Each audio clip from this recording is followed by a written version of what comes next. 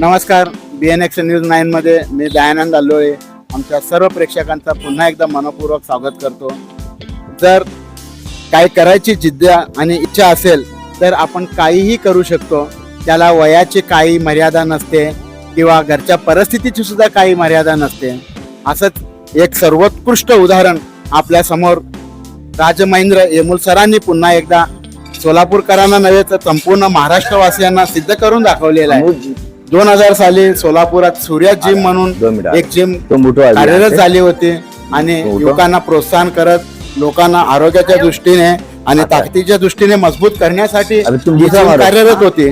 आणि अभिमानाची सांगायची गोष्ट झाली म्हणलं तर गेल्या 25 वर्षापासून अखंड अविरतपणे ही जिम कार्य करत आहे आणि शेकडो विद्यार्थ्यांना घडवण्याचं काम या जिमनं आतापर्यंत केलेलं आहे.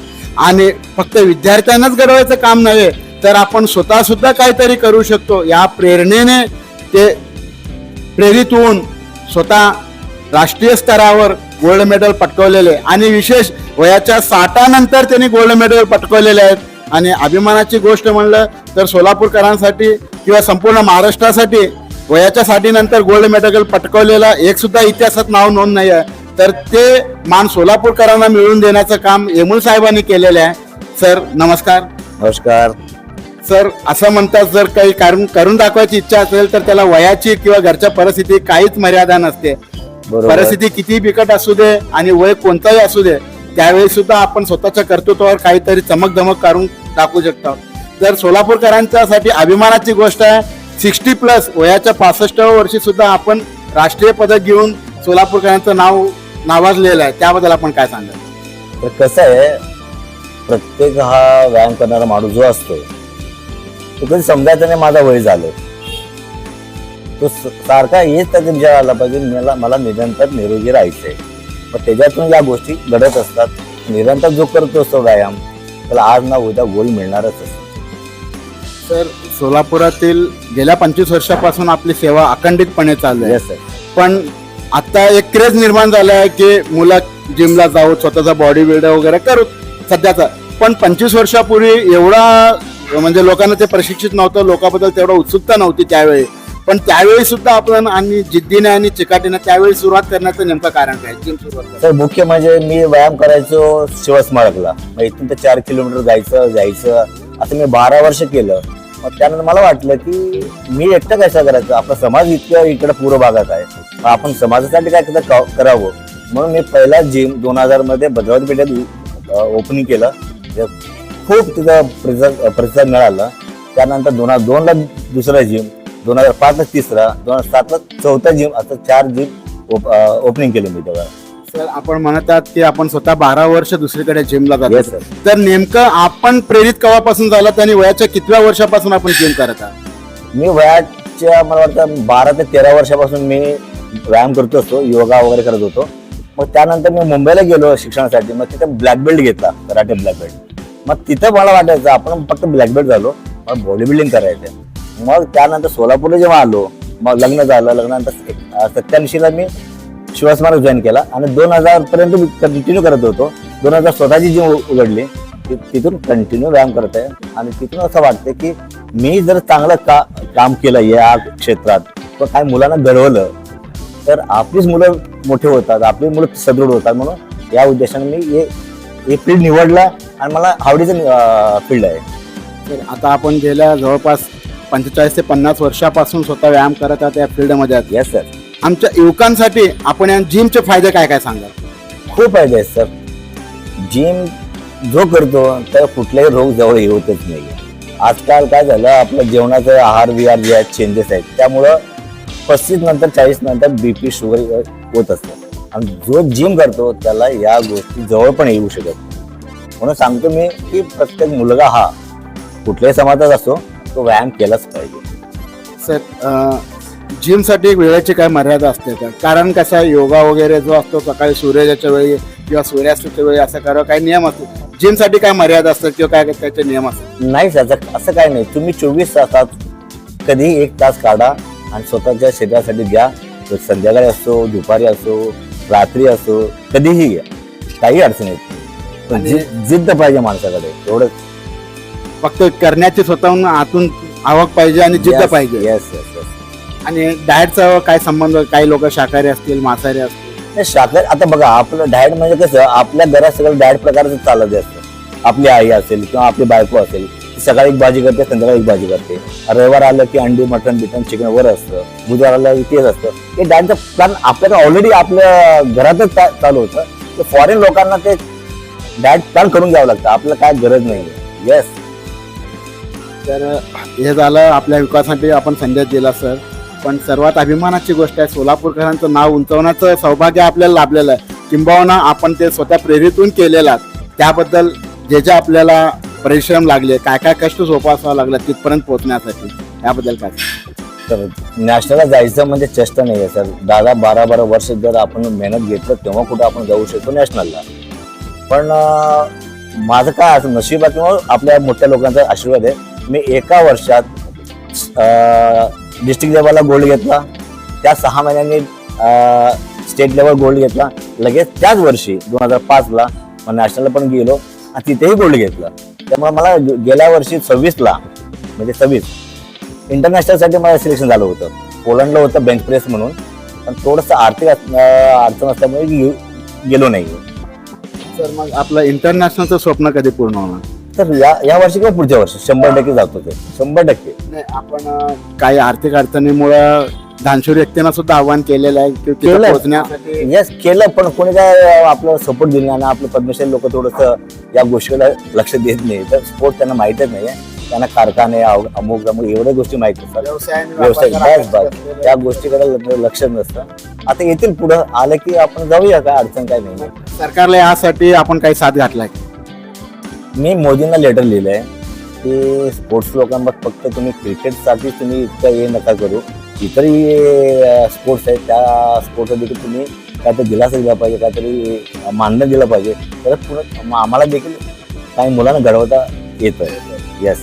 म्हणजे काय सर, शासकीय पाठबळ असलं तर आपण अधिक चांगलं काम या क्षेत्रात आपण करू शकतो. येस सर, 100% होऊ शकतं, काही अडचण नाही. मग सरकारी दरबारी या कामाचा दर्जा काय आहे साहेब? आता तुम्ही आपण म्हणल्यासारखं क्रिकेट असू दे, फुटबॉल असू दे, ते नॅशनल खेळ झालेत, मग याला तो दर्जा काय मिळतो? आता काय हे पॉलिटिक्स चाललंय सर. कुठल्याही आपल्या क्रिकेट सोडून कुठल्याही खेळाला इथे डिमांड नाही आहे. बघा, तुम्ही फुटबॉल खेळा, ते खेळा, मध्ये कबड्डीचं आणलं होतं, तर कबड्डीला पण थोडंफार आलं, नंतर ते पण कमी झालं होतं. त्यामुळे लोक इथे राजकारण करू नये. स्पोर्ट्स सगळं राजकारण करतात, त्यामुळे ते आपण लोक मागे पडतो. राजकीय लोकांची कमतरता इथे दिसून येते. सवालच नाही सर. बघा ना सर, आमच्या गोल्ड मेडल घेतले लोक इथंच थांबलेले आहेत, पुढे काय जात नाहीये. एकच कारण आहे, ते राजकारण. आपल्या सरकार होतकरू लोकांना सरकार जर पाठबळ केलं तर नक्कीच आपण इंटरनॅशनल लेवलवर सुद्धा भारताचं नाव आपण. सवालच नाही, मीच नाही, असे कितीतरी मुलं तयार होऊ शकतात.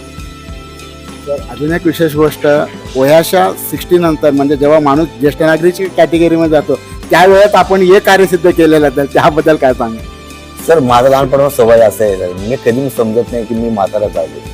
मी सगळ्या जी मुलं आहेत ना, 20-22 वर्षाची मुलं आहेत, तर त्यांच्यात मी जेव्हा रमतो ना, मी पण छोटं झालेलो असतो. सवालच नाही. त्यामुळे ही सगळं पोरं सर खरं सर और एक बार हे पोरं म्हणतात, तेव्हा तो माझ्या मनात उत्सुकता वाढते आणि मी जास्त करण्याचा प्रयत्न पण करतो sir.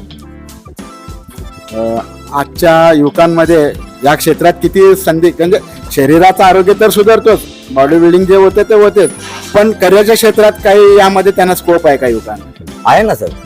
Class 2 officer, class 3 officer यातून घडू शकतात. म्हणजे यासाठी कोटा राखीव असतो. राखीव असतो. Yes sir, yes sir. तर आतापर्यंत कधी असं झालं की त्या कोट्याच्या माध्यमातून युवकांना कुठं चांगला जॉब? पुष्कळ लोकांना, मुंबईच्या काही लोकांना जॉब मिळाला, पोलीसमध्ये टॉप लेवलला जॉब मिळाला, इन्कम टॅक्स ऑफिसमध्ये पण मिळालं, त्यांना रेल्वेमध्ये मिळालं. पण सोलापूरचे आणखी कोण गेले नाहीये, जातील आज ना उद्या जातील. या क्षेत्रात आपलं 25 वर्षाचा प्रदीर्घ अनुभव आहे, तर हे करत असताना आपल्या आयुष्यातील काही अनुभव वगैरे किंवा कधी पैशाची कमतरता पडली, कधी बंद करण्याचा प्रसंग आला किंवा मुलांचं काही प्रेरणा मिळत नसतं, असं काहीतरी एक प्रसंग सांगा. बिलकुल नाही झालं सर, खरं सांगतो. 2000 पासून जे मी सुरुवात केलं, तिथून मी दर 2 वर्षांनी एक जिम उघडत गेलो आणि लोकांचा इतकं प्रतिसाद. जेव्हा मी उघडलो तो खाजगीमध्ये सूर्याजी मेकच होतं, आता खाजगी 150 जिम आहेत सोलापुरात ना. म्हणजे सुरुवातच्या वेळी आपले एक बहुता 1-2 जिम असताना जे आपण स्थापन केलं, आजच्या घडीला 25 वर्षानंतर 150 पर्यंत जिम सोलापुरात अवेलेबल. प्रत्येक गल्लीत 4 जिम आहेत. आपल्या गल्ली 8 जिम आहेत. फक्त या एरियात 8 जिम चालतात. प्रत्येकाचं चांगलं चालतं. पण एवढं मला दुःख काय आहे, ज्या कोणी जिम टाकलं, जी मुलं टाकले, त्या मुलांनी देखील स्वतः व्यायाम केला पाहिजे. जोपर्यंत तो स्वतः करत नाही तो पुढे जाऊ शकत नाही. तर सगळं मालक होऊन बसले, फक्त पैशाचं काम घेतात, बाकी लक्ष देत नाही. त्यांनाही मग संदेश द्यायचा की तुम्ही देखील व्यायाम करा, तुम्ही देखील नॅशनल पर्यंत येण्याचा प्रयत्न करा. आम्ही आहोत नाही इथे. म्हणजे स्वतः मालक प्रशिक्षित पाहिजे. जेणेकरून आपण करत असलो तर आपलं बघून मुलं शिकतात. जर आपल्यालाच काय येत नसेल तर त्या नावाला जिम उघडून काय उपयोग नाही. काही कामाचं नाही सर. मालक कोण आहे, ते ट्रेनर कोण आहे, हे लोक बघूनच येतात.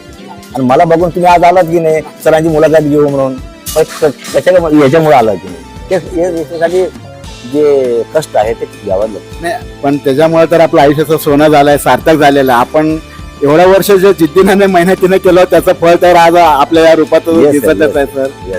सर आपल्या आज जिमचा कालावधी किती वेळ असतो?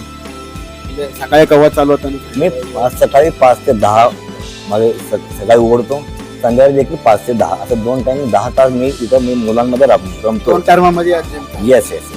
तर आजच्या घडीला किती मुलं आपल्याजवळ प्रशिक्षित आहेत? माझ्याकडे 150 मुलं आहेत. त्यात स्टेट लेवलला तुम्ही 10 ते 12 पोरं स्टेट लेवलला आहेत माझे. आता नॅशनलला ते प्रयत्न करत आहेत. बघूया आता देवाची कृपा, बघूया मार्कंड्याची कृपा, बघूया जातील. आज ना उद्या जातीलच, 100% जातील. तर असं म्हणतात आज माणूस आहे उद्या नाही, पण माणूस गेल्यावर सुद्धा त्याच्या कार्याची पावती अखंड जिवंत राहते. आपण आयुष्याचं एवढं मोठं सार्थक केलं की आपलं नाव आज जर अजरामर झालेलं आहे. हे साध्य करण्यामागचं आपलं उत्सुकता काय आहे किंवा आपल्याला आता काय फील होते?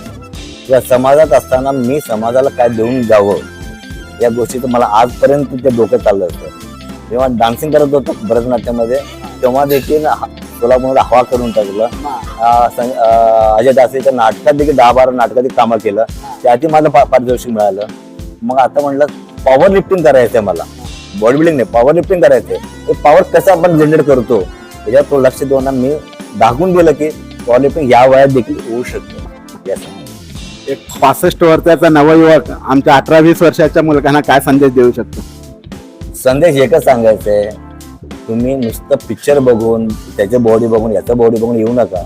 तुम्हाला काय घडवायचंय, तुम्हाला काय व्हायचंय, आणि तुम्ही करत असताना समाजाला काय देण्याचा तुम्ही प्रयत्न जेव्हा करा तेव्हा तुमचं नाव मोठं होईल. फक्त आपल्या पुरतं नव्हे तर आपण समाजाला सुद्धा काहीतरी करू या विचाराने जेव्हा आपण प्रेरित होतो तेव्हाच नक्कीच काहीतरी इतिहास घडू शकतो असं आपलं म्हणणं. येस सर, एकदम बरोबर. सर हे झाले आपली एक छोटीशी मनोगत आणि मुलाखत आमच्या चॅनलला आपण दिल्यात. आम्ही सुद्धा परमेश्वर चरणी प्रार्थना करू, मार्कंडेय स्वामीच्या चरणी प्रार्थना करू. आपलं पुढचं जे ध्येय आहे, पुढचं जे स्वप्न आहे लवकरात लवकर आपल्याला भेटू दे आणि सोलापूरचं नाव पुन्हा एकदा अजरामर होऊ दे. आणि खूप खूप शुभेच्छा सर, आपल्याला धन्यवाद. धन्यवाद सर, धन्यवाद. आता सोलापूरकरांसाठी गुड न्यूज. आंध्र प्रदेश आणि तेलंगणातील प्रतिष्ठित श्री रुद्रा पूजा स्टोअर आता प्रथमच महाराष्ट्रात सोलापुरात 10 जून 2026 पासून आपल्या सेवेत. आपल्या दैनंदिन पूजा, धार्मिक विधी आणि सण उत्सवांसाठी लागणारे सर्व दर्जेदार पूजा साहित्य आता एकाच छताखाली उपलब्ध. सर्व पूजा साहित्यावर 50% पर्यंत आकर्षक सवलत. आजच आमच्या स्टोअरला भेट द्या आणि या मेगा ऑफरचा अवश्य लाभ घ्या. पत्ता शॉप क्रमांक 3, 70 फूट रोड, साईबाबा चौक, वननेस मोबाईल शॉपी जवळ, सोलापूर. प्रोप्रायटर श्रीनिवास कुरापटी. संपर्क 9175 87 03 68. श्री रुद्रा पूजा स्टोअर, विश्वास, गुणवत्ता आणि परंपरेचा संगम.